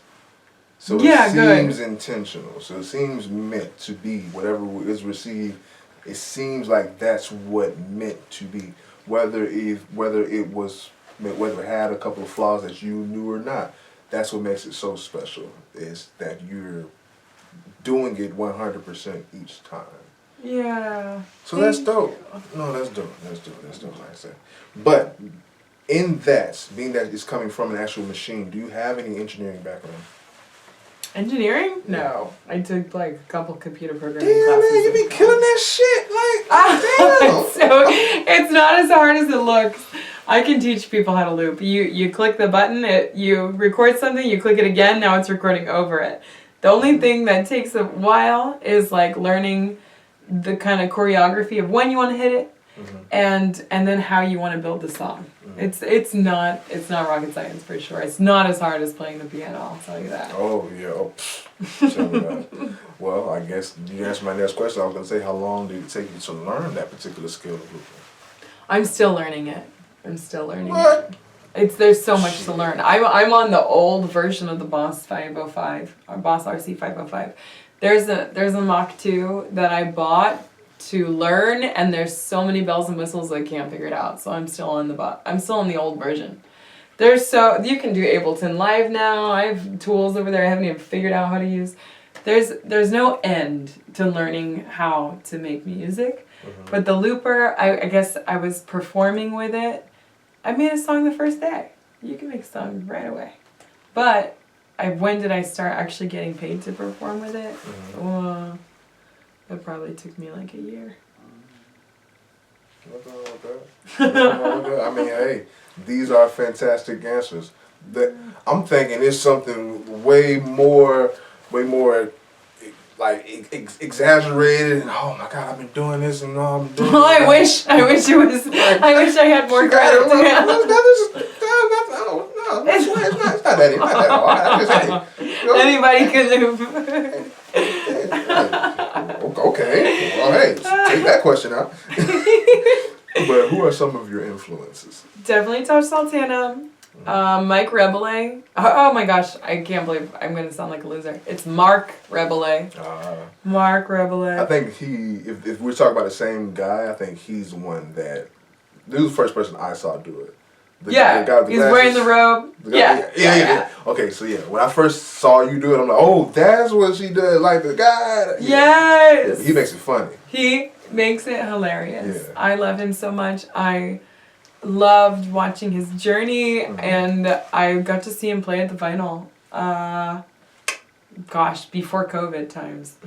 And I told him, I got to give him a hug and tell him that he's the reason why I loop. Although Tosh Sultana is truly the real queen of that, but Mark Rebele too. Yeah. Other influences? Would you say he's the most famous looper? Or is the... Probably. I don't know. I don't know what fame is anymore. But for now. Everyone's famous nowadays. You can be famous in this town. You're famous if you're a third grade teacher. Like, I hope Mark Rebele is the most famous. He deserves it. Yeah. We're going to backtrack because you said, of course, with you and your family, you all have your musical talents, but you were more so pushed into athletics. We're going to speak about your athletic background. Of course. Yeah. You look amazing. It seems like you keep yourself up. What did you play? What sports? Soccer. Soccer was my sport from like 4 to 12. I was doing recreational, and I would do softball and basketball and whatever sport was on at the time. That's what we were doing. You stayed active. Oh yeah, but then when I got to 13 years old, for some reason in Gulf Breeze, Florida, soccer is like, you're in the military. And I did like year-round soccer from 13 to 18, and I got so burned out. But it was beautiful. I loved the game. But we were doing like 2-a-days, like 5:30 in the morning workouts in the summertime. And then in school, when school was happening, I was doing swim team at 5:30 in the morning. Then we would have school, and I was in, like, for some reason, I chose to do all the hardest classes. And then at night, we would have soccer practice for my year-round team. And then we would have high school practices as well. So it was like, it was crazy. When I look back, I'm like, no wonder I'm still tired. I barely slept. I was taking life way too seriously at, like, 15 years old. It was so stupid. Do you still like work out to stay fit? Because it looks like you can still get out there and go. Yeah. We do ultimate frisbee now. In college, I did rock climbing, and I loved that, but there's not really a lot of rock climbing gyms around here. I used to teach rock climbing in LA. That's one of the questions. Go ahead, go for it. Oh, okay. Wait, what? Go for it. Oh, well, I was going to ask about your rock climbing experience of being your experience of being a rock climbing instructor. That was one of the questions. We can go ahead and jab that. Okay, yeah. Rock climbing is so awesome. I love it so much. It's like playing chess with your body. And you're trying to, it's called solving problems. So you look at a problem on a wall, it's called a problem, but it's really a route. And you're looking at this specific wall, you're studying the shape of it, how your hand's gonna fit there and there. And then you give it a real hard look, and then you try it. And you might fall off, or you might send it. Or solve the problem, so to speak. So it's like a puzzle that you do with your body. See, your physical fitness, your flexibility, you will create a specific style. Usually, men who have like a lot of upper body strength are very juggy, and they use their arms to get up.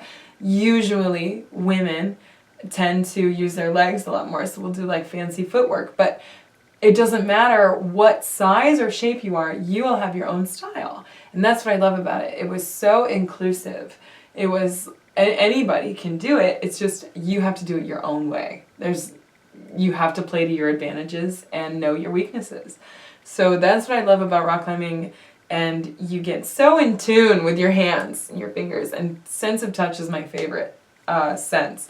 It's in music, it's in the singing, it's in the vibration, it's in the massage, it's in rock climbing, it's in, I love my sense of touch the most. So rock climbing, it's one of the greatest ways to increase your neuroplasticity because you're solving problems, you're doing new shapes you've never done before, and you're having so much fun. You don't know you're working out. Except that you get pumped and your forearms get stuck and you're like, I can't close my hands. So afterwards, you knew you worked out. Yeah. I asked you this question before, but I'm going to ask you again. Okay. What are 3 things you cannot live without? Okay. Before I said my looper and my voice memos and nature. So, what? I'm going to change those answers for this time. I feel like friendship is the number one. I don't know how to do life without friends who keep you grounded in humor. I would go nuts. You have to laugh and have people to connect with. I must have friendship and community. I must. Yeah, especially being so tunnel vision, just speaking from personal experiences. Yeah, I can just be so focused and serious. And I'll just go around one of my friends that I would joke with, or one of those funny friends, or one of those people that I remind myself, damn, this is, life is funny. I can laugh, and I'm laughing against my will at this point, and I love it, and I need it, and I forgot how much I needed to laugh, because I was just so engulfed in fucking work. But yes, definitely laughter and people that can make you laugh and smile without your consent is very, very needed for all human beings. Yes. Go for it. I would say then a healthy environment, fresh air and clean water and soil to grow plants in, that. I mean, that's very literal, but it's very important. I remember living... Pardon? Is that, we still on the 3 things. That's number 2. Gotcha. Healthy environment. I mean, I'm asking for a lot there, but I it's like asking for more wishes. But truly, I remember living in a concrete jungle in Hollywood in LA, walking outside, not hearing a single bird. It just the sound of traffic, and I was like, I can't do this. I cannot. Okay, so then 3rd thing, if we've got friendship, we've got a healthy environment, then we've got art, baby! We gotta make something. Let's make fun. I can dig it. And art comes in all forms of art. Yeah, I kept them general this time. I got way more. Hey, Strategy. I only gave you 3. It's a lot we can choose. This is a digression just because I've been looking at it. You did that? Oh no, but I did that. That's dope. The skeleton. That is fire. Okay, going back to the interview. Oh. Let's get into your performances. 2-part question if you can't answer. Okay. Can you give me an example or a memory of your best performance and of your worst performance? Yeah. Okay. I don't know if this one was my best, but it's my favorite. Can I say that? Yeah, sure. Okay. My favorite performance ever was when I got to go play at Zen Awakenings in California. It was in the mountains of Santa Barbara on this sacred land. Although I would argue all land is sacred. But this was specifically tended to be sacred land. And I had this vision my whole life of playing on stage, and I got that, and I was like, okay, now I want to play my music on stage, and I got that. Okay, now I want to play my music on stage at a festival, and there's a bunch of hippies dancing, and I got that. And that part was I was in this earth amphitheater. And so they had just carved out these steps into the ground. And so it's nice, fresh dirt in the mountains. And everything of this festival was like going not according to plan. It was all divinely rearranged. And I was supposed to play at this time on this day. Oh, never mind. This time on this day. Well, it worked out that I landed the sunset set when the new sound system had just arrived off the mountain, because it was a crazy mountain path. I don't know how they got these up there, but it had just arrived, and I was the first set at perfect sunset in the mountains to play on the brand new bassy, awesome Wampy speakers. And so here's a whole festival of people waiting for these speakers to arrive, and they're so thirsty for songs. And I come out with like full force Brynnevere magic, and they were dancing so hard in the mud. People were laughing, people were crying, people were like just receiving all of the emotion that I had put into this set, and they were receiving it so beautifully. And they like the amount of love I received for the rest of that weekend was just like exorbitant. And I loved that. So that was my peak experience. That was many years ago, and thus since have played many festivals, but that one being the first one was like, yes. Okay, so then. Your worst. And my worst performance. Oh God. Okay, it was at a wedding. Yeah. At a wedding? You know something at a wedding? Well, they said no. They liked it, but I can be hard on myself, and in this particular sense, I would say yes, I did fuck this up.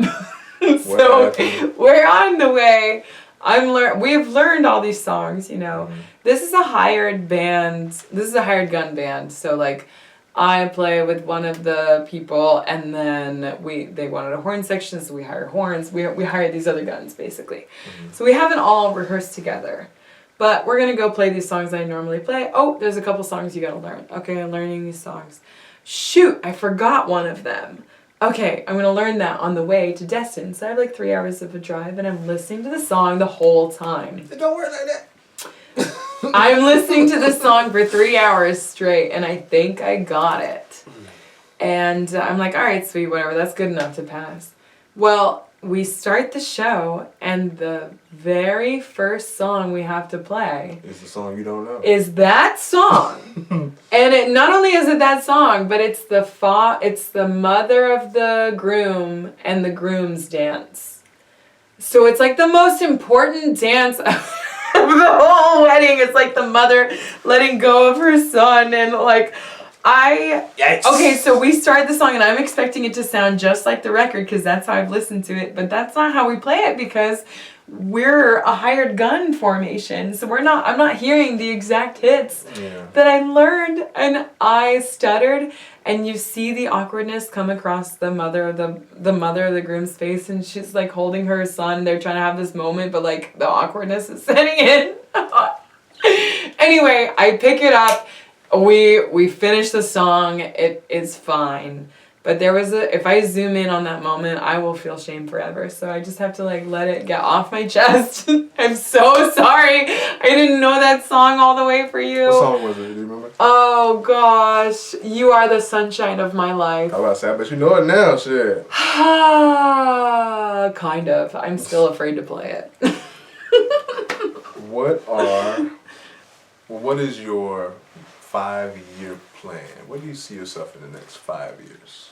I want to play at Red Rocks Amphitheater, and I want to sell out a show at Red Rocks Amphitheater, and have that moment where it's like everyone just feels presence. I don't even like. I hope that my show is beautifully performed, but what I really care about is how the people feel, and I want to look out at this sea of smiling faces that feel blissful and present and ready to go rock their lives. Like whatever I say to them, really all it has to do is ignite the fire within them so that they go back to their worlds and they amp up. Because I can't do all the jobs that there are to save the world, but what I can do is inspire somebody.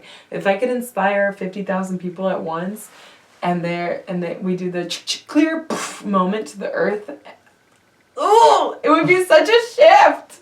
I mean, if it only takes like 5% of the population to change the whole thing, like we could really sway some lives if everybody got inspired.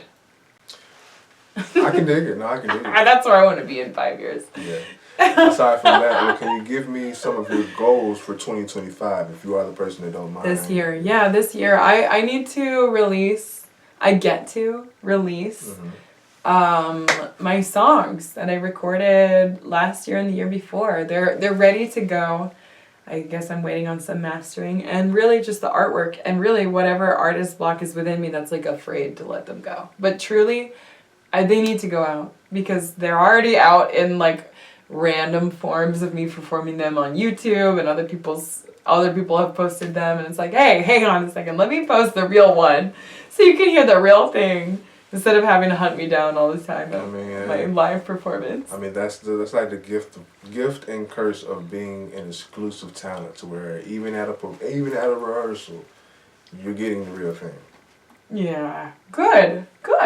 Well, I will say, you said there was no canned tracks. I did pre-record my friend playing the bass line and some chords. So I can play some chords on keys, but there are a couple tracks that have some drums, some bass, and some keys, but I do layer those or add them at certain times. So it's live looping, but some of them have backing in the back.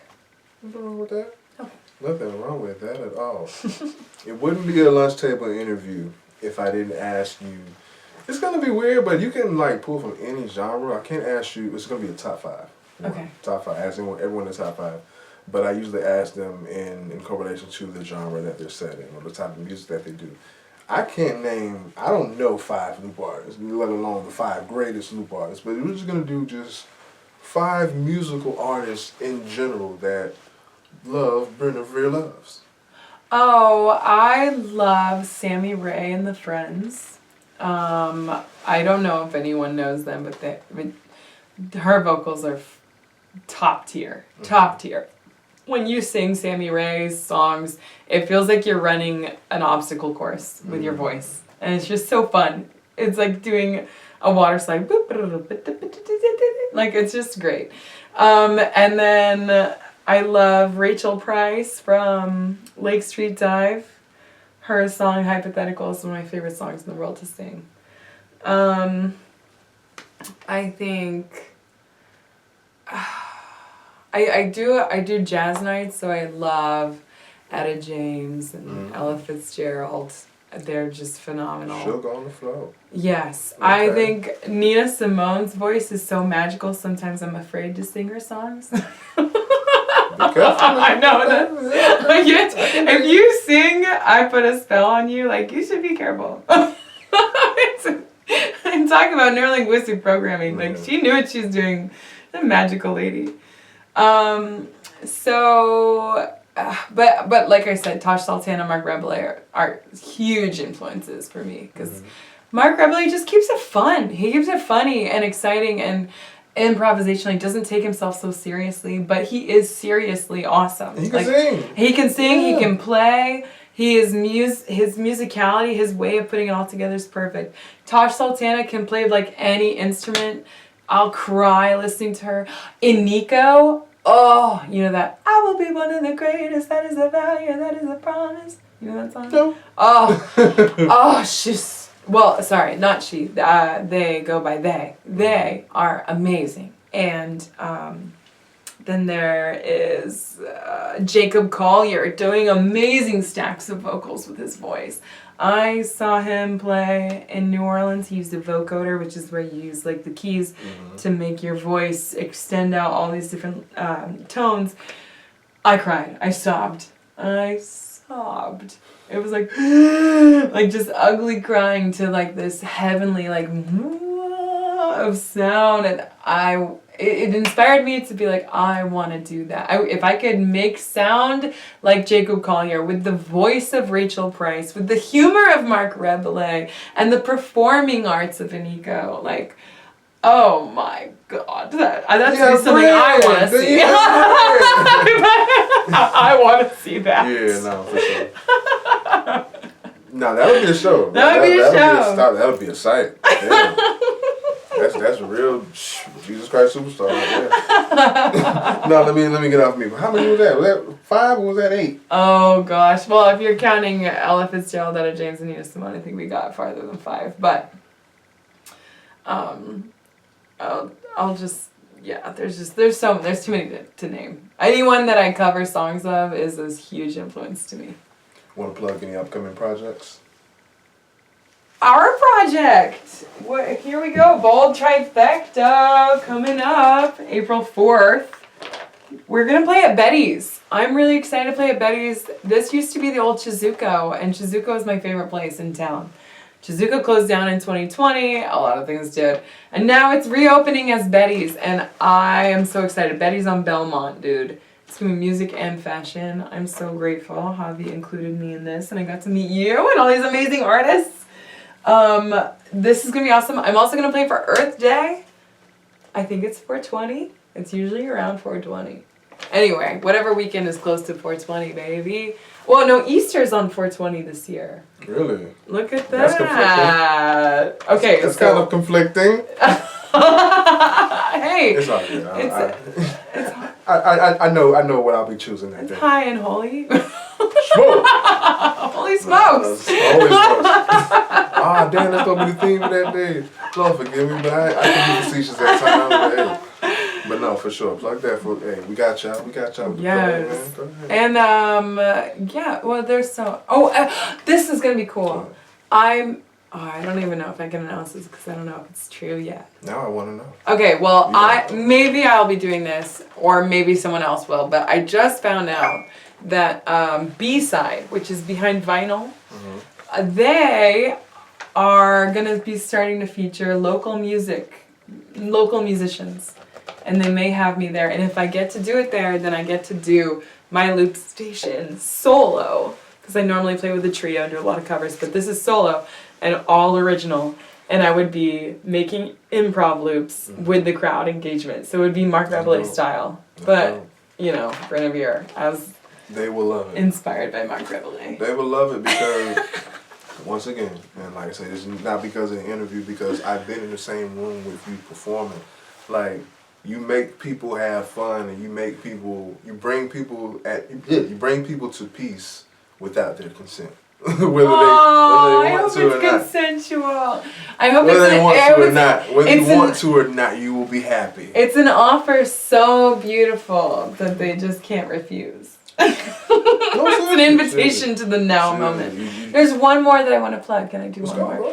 There is Valerie's House. This is a group that cares for kids who are grieving the loss of a loved one. I forgot it. Yeah, go ahead. They're called Valerie's House, and they've been throwing these events for these children to like remind them how fun life is. And I get to host some of these events, and it's so beautiful. There is an undertone of grief because we honor the loved ones that people have lost. We get a moment to talk about those people, and it's so inspiring to hear these little kids talk about their grief journey, because I'm new to grief, and I'm like, yeah, I lost my dad last year, and these kids have been dealing with this. They didn't even get a life without grief, some of them. So like, I'm so inspired by them, and then I get to inspire them somehow because we do ecstatic dance together, and then we do I get to perform for them, and they start singing the songs, and they know the lyrics and stuff, and it's so exciting. So that's something I just wanted to plug. Valerie's House. If you know any kids who are grieving the loss of a loved one, and they want some help in the world, they can be any age. I think up to 18, maybe even beyond. And now those events are even somewhat open to the public too. I think the public has to pay $5 or something, but like, it's a grief-centered community dance and performance. So like, you shake yourself loose, do some activities in the from the ground up community garden, and then you get a performance as well to help cheer your heart. And it's just so beautiful. To move through grief together as a community is one of my favorite things. So anyway, I had to tell you guys about that because it's really exciting to me. Can you expound on the term "we love us"? We love us, we love us, we love us, we love us, we love. I thought it was more powerful than saying I love you. Mm-hmm. Because if we all loved us, then it would feel like a safer place.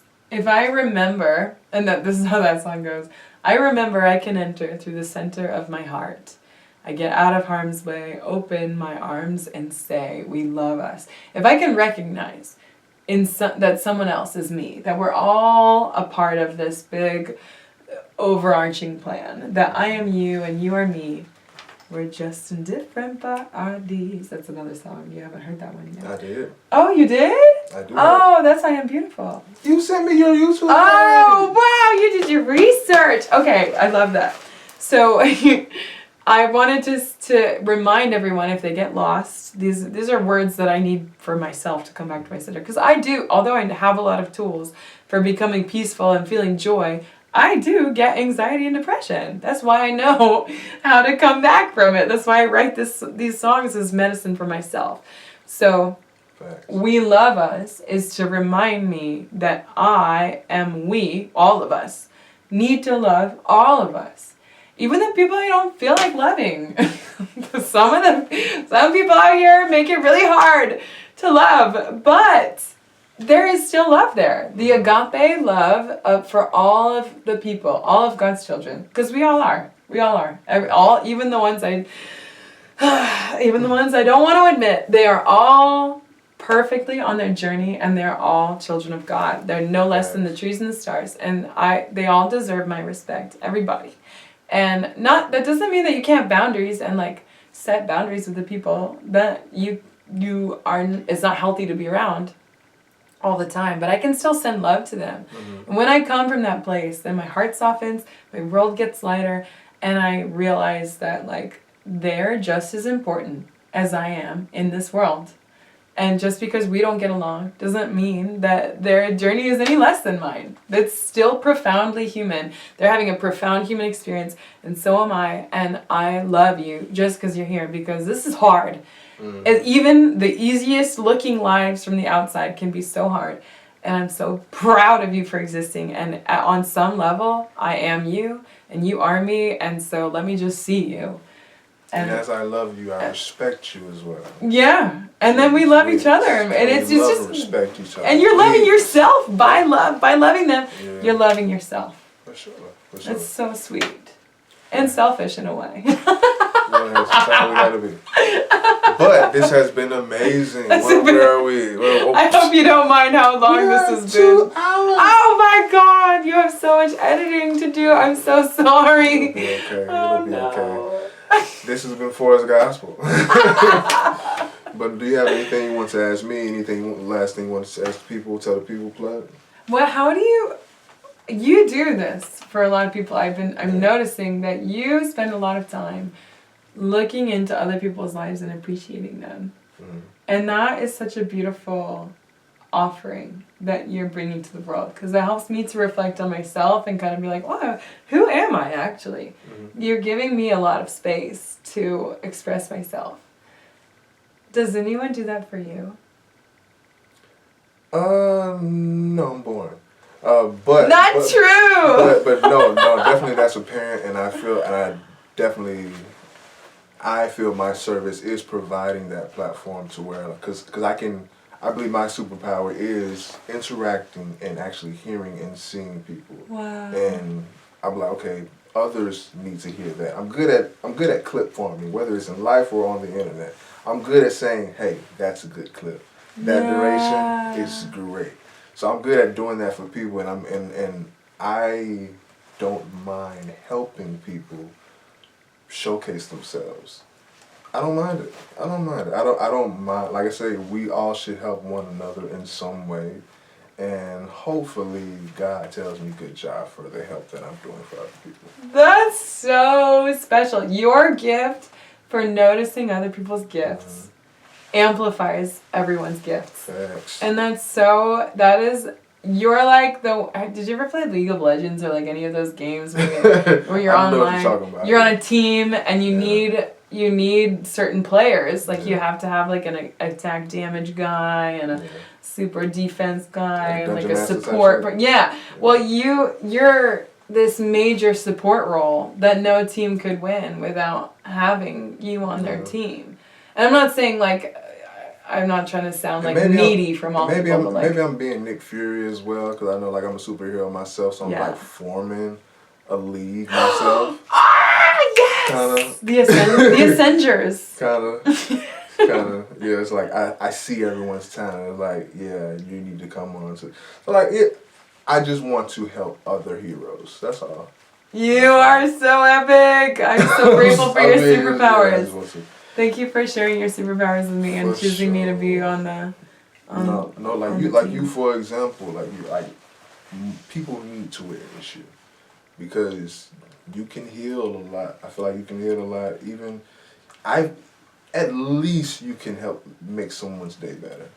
I know you can do that. I know you can do that at least. And if that's at least, then who knows what much more you can do. And by me seeing that and believing that, as the other people that you see me support, like the same with them, like I know people can be affected positively with your existence. No, but that's with my clientele for the talents that come through and actually mess with me. I know I'm all out of frame trying to get you in frame, but sorry. Yeah, sorry, I'll lean in. But no, I don't mind because I feel like I've wasted a lot of time living. My 20s has been nothing but me, and me feeling good. So I want to now do for others. Well, we can learn a lot from you, Sabo. I'm so grateful. For sure. Places of the time is now. Forest Gospel. Woo! And a little bit of circus funk.